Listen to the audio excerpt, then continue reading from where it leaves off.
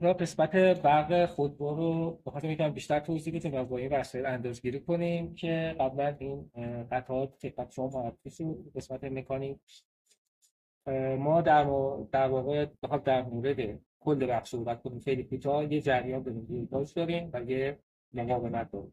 شما اگر که یک مثلثی رو در نظر بگیرید، این مثلث رو شما در قسمت بالا قله وی، یعنی به عنوان ولتاژ در نظر بگیرید، چون تو در واقع فرمولای دیگر رو به دست می‌آورید که این قسمت آر آر.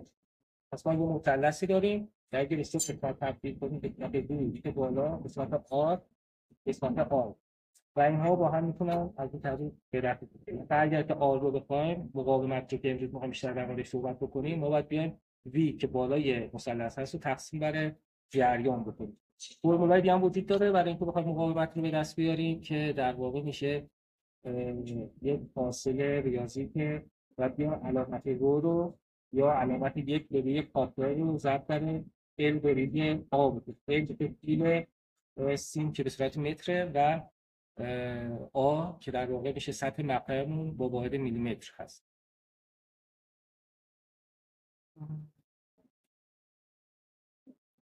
یا این فشنگی که اینجا ملاحظه می‌فرمایید، این مربوط به ECU فن و آمپره.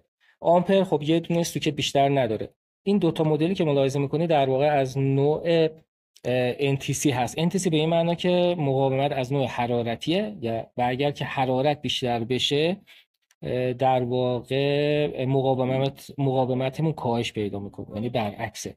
اما قسمت فن در واقع هر چقدر که حرارت بیشتر بشه مقاومت هم بیشتر میشه که این رو اینجا میخوایم نشون بدیم. حالا به این سیمایی که اینجا داریم استفاده میکنه اصطلاحاً بهش پروب میگیم و اگر که حالا قرار شد مثلا قسمت جریان که حالا بعدها در موردش صحبت میکنیم، قسمت جریان رفتیم، قرار شد جریان بگیره مثلا 20 آمپر که این دستگاه مولتیمتر حتی اکثر 20 آمپر رو ساپورت میکنه.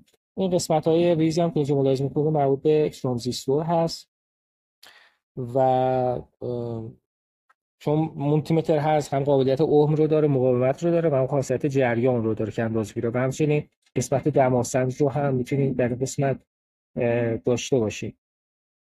نکته‌ای که وجود داره این است که خب برق خود رو اینا باید پیش‌فرض روی اقربه روی 20 ترسیم بکنیم و